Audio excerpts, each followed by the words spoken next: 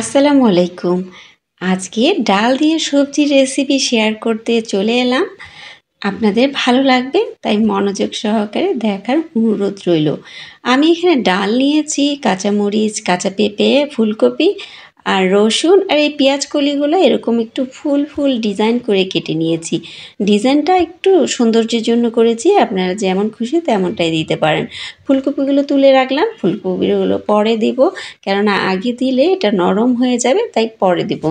এখন হলুদ গুঁড়ো, মরিচ গুঁড়ো, লবণ আর তেল দিয়ে হাতের সাহায্যে আমি কিন্তু এগুলো ভালো করে মেখে নেব।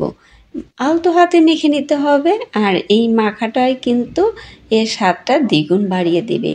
আপনাদের কারো যদি ঝালের সমস্যা থেকে থাকে যে হাতে ঝাল লাগতে পারে, সেক্ষেত্রে আপনারা গ্লাভসের সাহায্যে কিন্তু এটা মাখতে পারেন, অথবা আপনারা কোনো খুন্তির সাহায্যেও কিন্তু মেখে নিতে পারেন। তবে হাত দিয়ে মাখাটা কিন্তু একটা স্বাদ আলাদা রকম হয়ে যায়। এখন হাতটা ধুয়ে আমি পানি দিয়ে দিলাম, পানি দিয়ে চুলায় বসিয়ে দেব, এবং কি আমার এটা বলক দিয়েছে, পানিটা কিছুটাও কমে গিয়েছে, আধো আধো এটা সিদ্ধ হয়েছে। এই পর্যায়ে আমি কিন্তু এর মধ্যে ফুলকপিগুলো দিয়ে দেব। তবে আমার কাছে যেটা মনে হয়েছে ফুলকপিটা আরেকটু পরে দিলেও হতো, আমি একটু আগেই দিয়ে ফেলেছি, তাই একটু নরম কিন্তু হয়ে গিয়েছিল। ফুলকপি যদি আস্ত থাকে তাহলে কিন্তু খেতে ভালো লাগে, দেখতেও ভালো লাগে। এখন একটু নেড়েচেড়ে আবারও ঢেকে দিয়ে দেব। আজকে একটু সবজিটা অন্যরকমভাবে করার চেষ্টা করেছি। আমরা ডালে যেমন বাগার দিয়ে থাকি, আমি কিন্তু সেরকম বাগার দিয়েছি।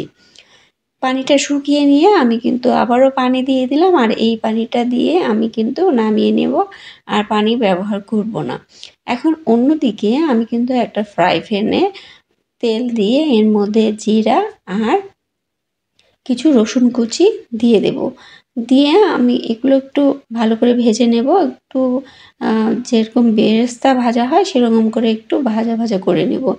আর এই ভাজার যে একটা স্মেল আসে, এটা গরম আপনি সবজির মধ্যে যখন দিয়ে দিবেন, এর স্মেলটা অন্যরকম আসে, আর এটা খেতেও কিন্তু অনেক ভালো লাগে।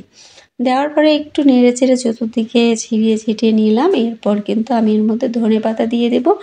ধনেপাতা না দিলে তো হচ্ছেই না, শীতের দিন যেহেতু ধনেপাতা প্রচুর পাওয়া যায়, তাই ধনেপাতা দিয়ে দিলাম। এখন ধনেপাতা দিয়ে আবারও একটু ভালো করে চতুর্দিকে নেড়ে নিলাম, যাতে সবার সাথে মিক্সড হয়ে যায়। দেখুন এরকম হয়েছে আমার ডাল সবজিটা। আপনাদের কাছে কেমন লেগেছে আজকের এই রেসিপিটা কমেন্ট করে জানাতে কিন্তু ভুলবেন না।